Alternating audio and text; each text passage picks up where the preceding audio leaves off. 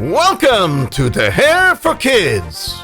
Sit back and relax as we experience life with the Rebbe in 770, stories of Hasidim, and see how the Rebbe continues to find a way to connect to us and help every Yid. Derher For Kids is dedicated by Rabbi Yitzchok and Chaya Prus in honor of the Rebbe's Niftzah to unite Jewish people of all ages through the letters of the Sefer Torah HaKloli, which can be purchased at unityletter.com. Additionally, Jewish children under Bar and Bas Mitzvah are encouraged to join in the exclusive Children's Sefer Torah at kidstorah.org. This episode has been dedicated by Chabad Lubavitch of Connecticut in honor of the Shluchim, Shluchos and their families. May they merit to give the Rebbe an abundance of nachas amidst blessings of material and spiritual prosperity.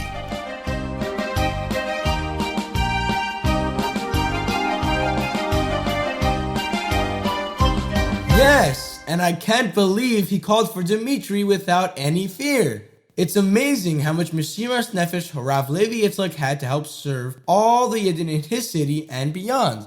Yes, and not only did he himself have incredible Mesiras Nefesh, he also taught, encouraged, and helped other Yidden have Mesiras Nefesh as well. What do you mean?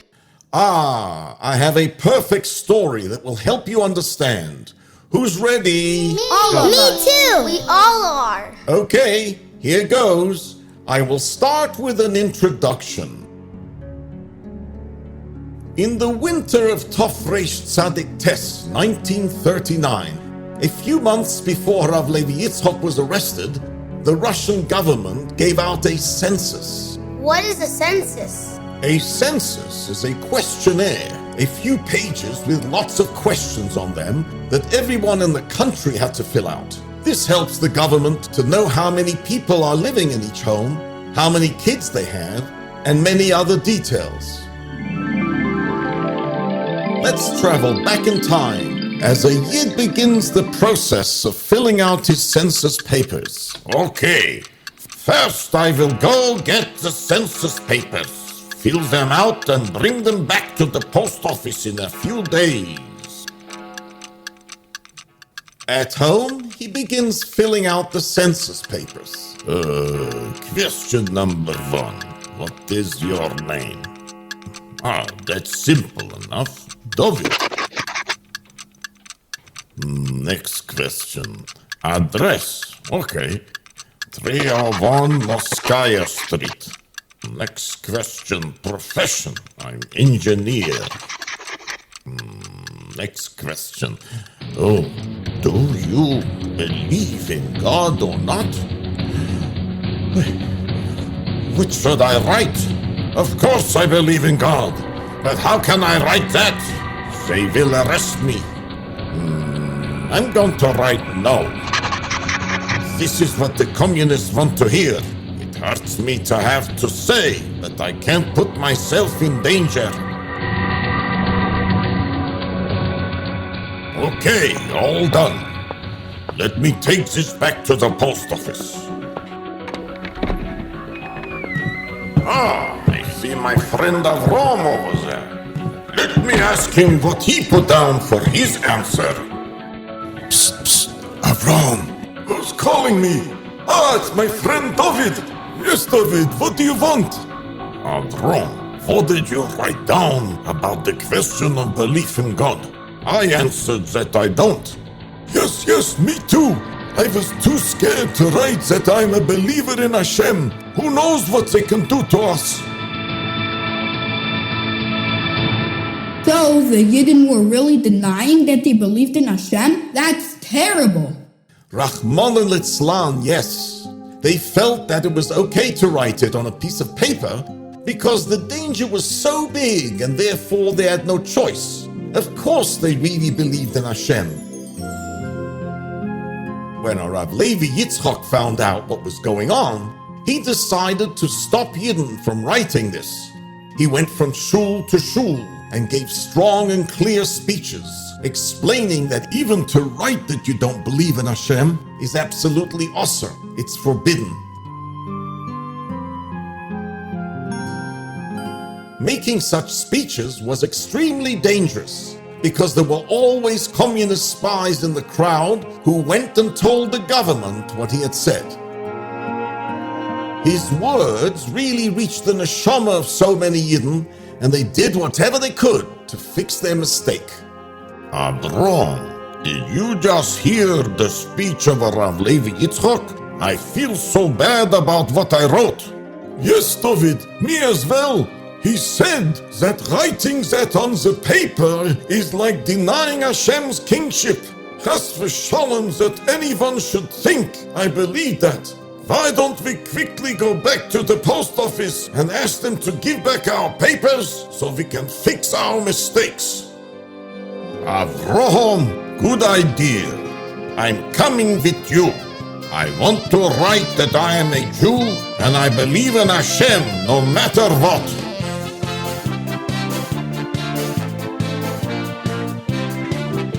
So many Yidden went back to change their answers that the government made an announcement that those papers were no longer valid and everyone had to fill out new questionnaires. Wow. So with great Mesiras Nefesh, Harav Levi Yitzchak inspired and encouraged other Yidden to have Mesiras Nefesh. This is what Mordechai HaTzadik, the manig of his generation, did. He brought out the koyach, the power of Mesiras Nefesh from inside every Yid, to stand up to Haman and to never consider chas v'shalom giving up Yiddishkeit, and to stand proud and strong as a Yid.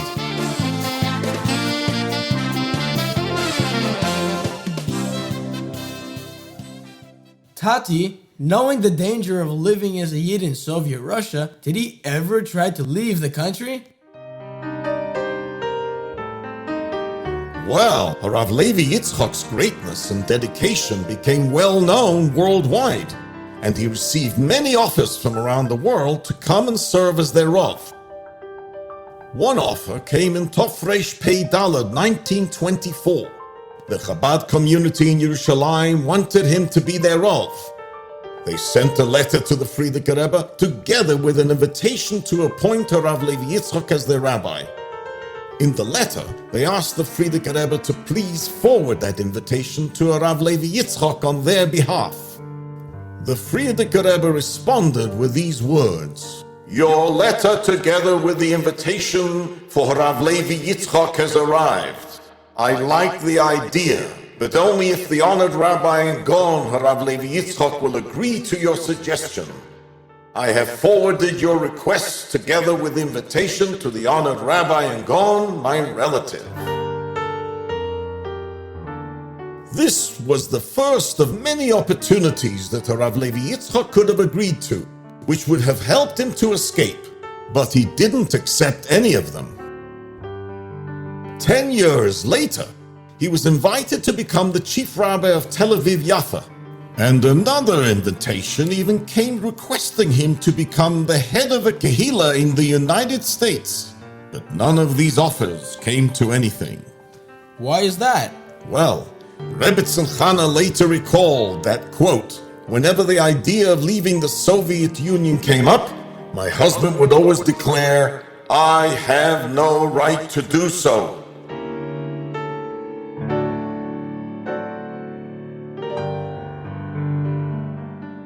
Why was he so against leaving Russia? He said that if he would leave Russia, there would be no more kosher meat, no observance of Taras HaMishpacha, and in general, Yiddishkeit would not be practiced. And since Harav Levi Yitzchak couldn't see anyone else taking responsibility for all the work he does, he could never leave his position in Russia.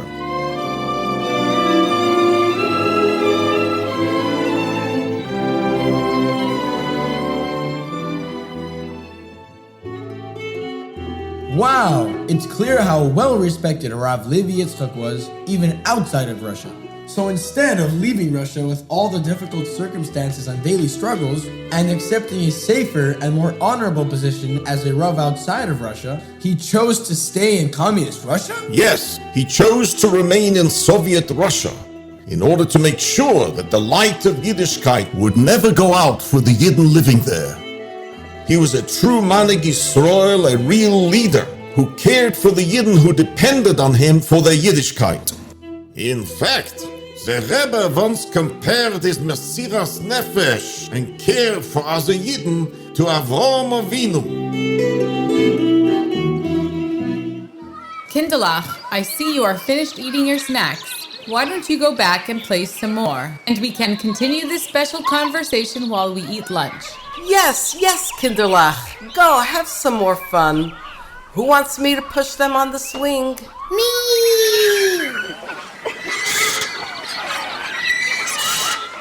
Tati, I was thinking, earlier you said that Harav Levi Yitzchok was a great Gaon and a big Talmud Chacham. While the younger kids are playing, can you explain to me what makes his learning so unique and special? Yes, I have heard that he is known as a Makubal and for his knowledge of Kabbalah. That sounds so interesting. Can you tell us more about that? Sure, I'm glad you asked. Harav Levi Yitzchok's approach to learning Torah was that every detail of Torah is important. Every detail adds to the general lesson. For example, if the name of a Tana is mentioned, this is important. The order of the words that the Chachamim write the information in, this is important. The gematrias, the numeric numbers of the words mentioned, this is important. If the name of the place or time of the day is mentioned, this is important. All these details add to clarify the Torah message that's being taught. Yes, it seems that the Rebbe followed this way of learning. Zalman, would you like me to share an explanation from Harav Levi Yitzchok, which will help you understand what Zadie is saying? Yes, please. That would be great. Okay, come Zalman. Let's take a walk while I share with you some treasured thoughts of Harav Levi Yitzchok. In Parshas Kisavoi, the Torah says, V'ro cholam ha'oretz ki shem Hashem nikro lecho v'yoru mimeko. Translated, then all the people of the earth will see that the name of Hashem is called upon you, and they will fear you. Here, Moshe Rabbeinu is telling the Yidden about all the brachas they will receive if they follow in the way of Torah and mitzvahs. In this pasuk, he is telling them that Hashem will protect us from our enemies. Aha! But what does it mean that our enemies will see the name of Hashem on us? Great question. This is exactly what the Gemara explains on this pasuk. In Gemara Masechta Menachos, it says that Rabbi Eliezer HaGodol explains that this pasuk is referring to the tefillin shel rosh, the tefillin worn on the head. So interesting. But why specifically tefillin shel rosh? Another wonderful question. This is one of the things that Rav Levi Yitzchok explains. Here goes. Try to concentrate because it's not easy for the little kids to understand, but I have confidence that you'll get it. The Torah speaks of 4 giants that lived in Eretz Canaan before the Yidden settled the land and made it Eretz Yisrael. When the Meraglim, the spies, saw these 4 giants, they were terrified. And when they came back from their spying mission, they caused the rest of Klal Yisrael to be scared as well. But Rav Levi Yitzchok explains that these 4 giants represent 4 negative, bad forces that wish to attack and destroy a Yid, Beruchnius. Zalman, do you know the difference between the tefillin shel rosh and the tefillin shel yad, the head and the hand tefillin? I noticed that the one for the hand, the box is smooth, and the one for the head looks like it has 4 separate compartments or sections. Very good. It teaches us that to help fight against the 4 giants, which represent the 4 bad forces, Hashem gave us the 4 compartments of the head tefillin, each one representing another letter in Hashem's 4-letter name, known as Shem Havaya, which is a Yud and a Hey and a Vav and a Hey. So wearing the tefillin shel rosh puts fear into our enemies represented by the 4 giants? Yes, exactly. This is how Harav Levi Yitzchok explained it. As you could see, he took the simple explanation of the pasuk that the fear comes from the Tefillin Shel Rosh and showed how this also fits with the deeper explanation that this is referring to the 4 types of bad things a person can face beruchnius. Wow. Indeed, but that's not all. Are you ready for more? Of course. I'm still following. Do you remember which Tana said that the fear comes from the Tefillin Shel Rosh? Yes. Rabbi Eliezer Hagadol. Correct. Now, what's the gematria, the numerical value of his name? Aleph is 1, Lamed is 30, Zalmi, good going. I'll tell you, the total number is 366. And how much is the gematria of the 2 words Shem Havaya, Hashem's name, that is mentioned in the pasuk Rebbe Eliezer was explaining? Whoa, this might take me a minute. Shin equals 300, Mem equals 40, Well, actually, it's exactly the same number, 366. Amazing! So the name of the person who taught this idea can also be seen in the explanation itself. Yes, that's spot on. This is a sample of exactly how Harav Levi Yitzchok learned every part of Torah. Thank you so much, Tati, for sharing that with me. I am definitely going to need some more time to think this over again.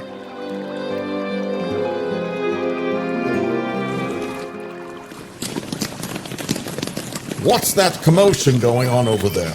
Hey, it looks like everyone is running back to the picnic area. Well, let's join them. Yeah, let's go.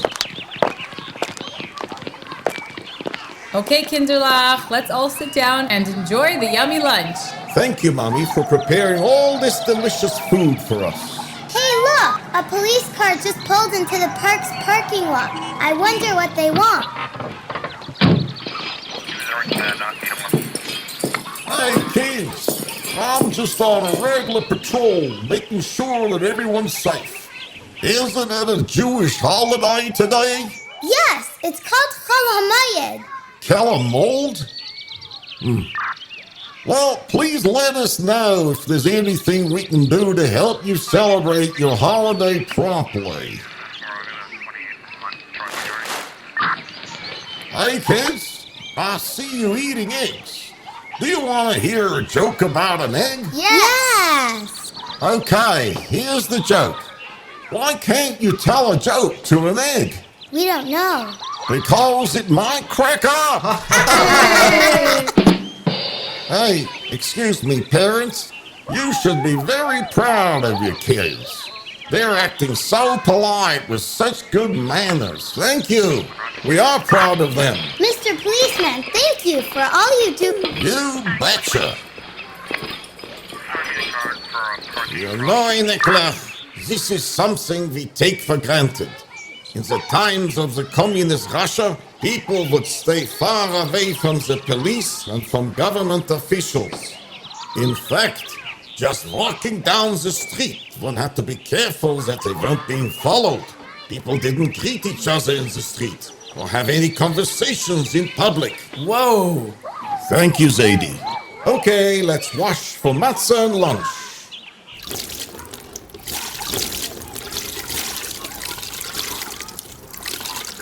Baruch atah Hashem Elokeinu melech haolam asher kiddushanu b'mitzvah v'tzivonu al netilas yadayim. Amen. Baruch atah Hashem Elokeinu melech haolam hamaytzi lechem min haaretz. Amen. Yummy and crunchy. This matzah is so delicious. Where does it come from? Actually, it comes from a matzah bakery in Russia. Kinderlach, in Russia, do you think matzah was always so easily available for Yidden to buy for Pesach? I think so. Couldn't they just go to the store or to the matzah bakery before Pesach? No, it was not always easy, Batya. I'll share with you a story about the difficulties Harav Levi Yitzchok went through to get kosher Pesach matzah for the Yidden in Russia. But first, an introduction. Yekaterinoslav, Ukraine, has the best fields for growing wheat. There were many factories and mills that would turn the wheat into flour to use for baking bread. Most of the flour for the entire Russia came from Yekaterinoslav. Once the communists took control of the country, they also took away all the private businesses, and the government then controlled all these factories, flour mills, and bakeries. So you mean that anyone who owned a private factory before communism now had to just give it up to the government and instead work for them? Yeah. The Russian government knew that Yidden would only buy matzah that had a reliable kosher hechsher on it. So they tried to force Harav Levi Yitzchok to give his hechsher on their flour. It was important to the government that the matzah be kosher LePesach, because then the Yidden would buy them and the government would make lots of money. But without a hechsher, Yidden wouldn't buy them and the government would lose lots of money. So they really worked hard to get that hechsher. Now, let's go back in time as Harav Levi Yitzchok is meeting with a government representative concerning Pesach Matzah. Rabbi Schneerson, you know it is almost Passover, and you need matzah for your holiday. We expect you to tell the Jews that our flour is very, very kosher. Do you understand? Harav Levi Yitzchok responded with these words. I will give my hechsher certification on condition that the following 3 rules are kept. Number 1, I hire the mashgichim, the supervisors, to make sure that the wheat and the flour are kosher LePesach and that they never come in contact with water. Number 2, you will allow the supervisors to inspect the flour mills whenever they wish. Number 3, the supervisors will be allowed to make any decisions they need to. These are my 3 conditions that must be kept. I will never tell people that this is kosher for Pesach if I don't know that it's 100% kosher for Pesach. Never. He also warned them that if they would force him to give a hechsher without keeping to these conditions, he would publicly go and announce that it was not under his hashgacha, and he was not afraid to make sure everyone knew that. That is unacceptable. We are the Russian government, and you will do as we say. We always add water to the wheat when we grind it. This way we make more flour. If we grind it when it's dry, we will lose a lot of money. This is how we always do, and this time will be no different. Do you understand that if you make the government lose money, then you are declaring a war against us? And you know how serious that is. But Harav Levi Yitzchok was not scared or affected by them. He did not give in, because having water mixed into the flour would make it chometz and would not be kosher for Pesach. The government official then went to report this to his boss. Come in. Ah, comrade. What's that update with your meeting with Rabbi Schneerson? Well, I met with the rabbi, and And what? Do you have a document that is signed that the flour is all kosher and under his supervision? We don't have a lot of time left. Actually, I don't have the document with the signature. What? No signed document? I told him that he better give his hechsher, but he said he would not do it unless he was sure that we followed all the Jewish laws. What should we do? I know. Let Rabbi Schneerson himself go and meet with our superiors in Moscow and explain that to them directly. That will scare him enough to follow our directions. And that is exactly what happened. Harav Levi Yitzchok traveled to Moscow and met with the president of Russia, whose name was Kalinin. After explaining to him all the halachas involved, the official decided as follows. Rabbi Schneerson, we will go ahead with the flour production according to your kosher conditions. I will tell all the supervisors of the flour mills in Ukraine to agree to follow all your kosher conditions, even though this will be a big loss of money for us. Wow! So because of Harav Levi Yitzchak's Mesiras Nefesh and standing strong to follow halacha, all the matzah was 100% kosher under communist rule? Yes, exactly. I am sure the government was not happy that Harav Levi Yitzchak was going against their plans and always pushing back against their attacks on Yiddishkeit. No, they weren't happy at all. They were very upset with his actions. Did they ever plan to stop him from doing this? Yes. In fact, after a while, the government had enough and decided to arrest him and punish him for his work of spreading and teaching Torah and mitzvahs. Do you, Kinderlach, want to hear about the arrest that happened at 3 o'clock in the morning? Yes. Yes. Okay, let's go back in time to the Schneerson home on 13 Barikadna Street, the 9th day of Chodesh Nisan Tov Reish Tzadik Tes 1939. 3 o'clock in the morning, 4 Shoim NKVD communist agents arrived to arrest Harav Levi Yitzchok. Open the front door now! Open up the door right now! It is the NKVD! Open the door! Boris and Ivan, you go stand guard by the 2 doors to make sure no one comes in or out, while we search the house for all illegal things, which I'm sure we will find.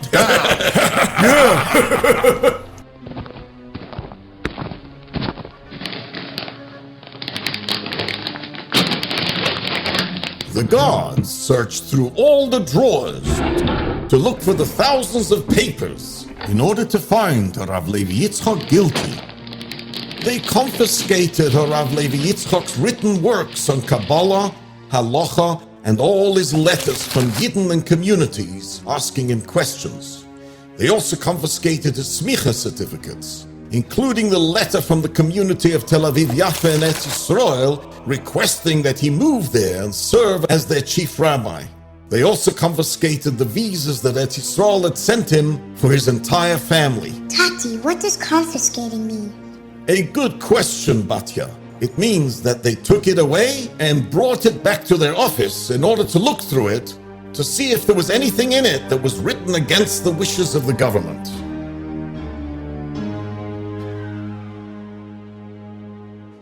Okay, comrades, it's 6 o'clock in the morning. We finally finished our search. Now you, Rabbi Schneerson, you are under arrest. You are a prisoner of the Russian government. You're being arrested for your activities of spreading Judaism.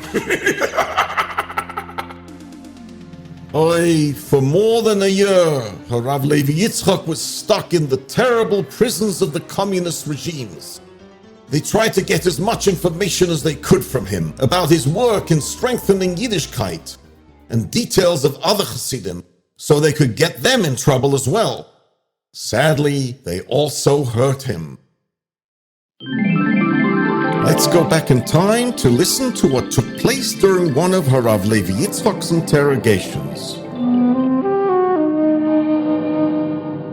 Rabbi Schneerson, why don't you speak to your people about this census and tell them that they must write that they believe in Hashem? Why? Tell us now. Why are you mixing in? Harav Levi Yitzchok told them these words. Doesn't the government always want the truth?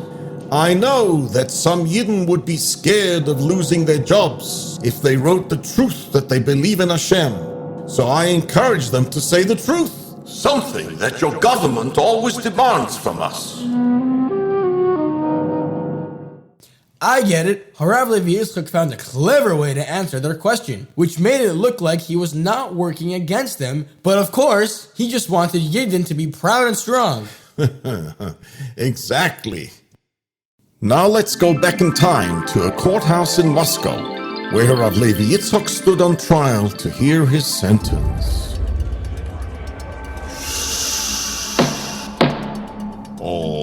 case for the judge. Rebbe Schneerson, we are now pronouncing your punishment for the terrible things you did by spreading Torah and mitzvahs. You are sentenced to be exiled for 5 years. Be sent to Central Asia, to a place called Chile. You will have plenty of time to think about your crimes. I am sure you will enjoy this lovely town. No one will disturb you there.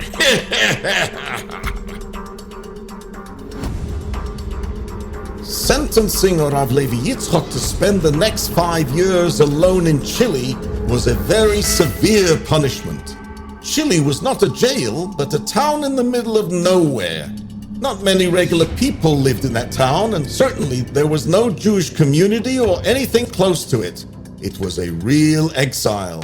Golus. Wow, that's so sad. Was Rebbe Chana allowed to go with him? 1 second, Zalman. I'm going to the car to get a drink of water. Let Zadie answer that. Is that okay, Zadie? Sicher, of course. Actually, Rebbe Chana was allowed to be with him, and she followed on later. The story of how she got there is really an incredible one, which I will share with you at a different time, Be'ezras Hashem. Do we know what happened while he was in Gullus in Chile? Yes, we have many stories of what happened during those years. But for this, you will have to listen to part 3 of this story. Thank you for listening to Derher For Kids. Make sure to tell your friends about us and stay tuned for another fascinating episode at derher.org/kids.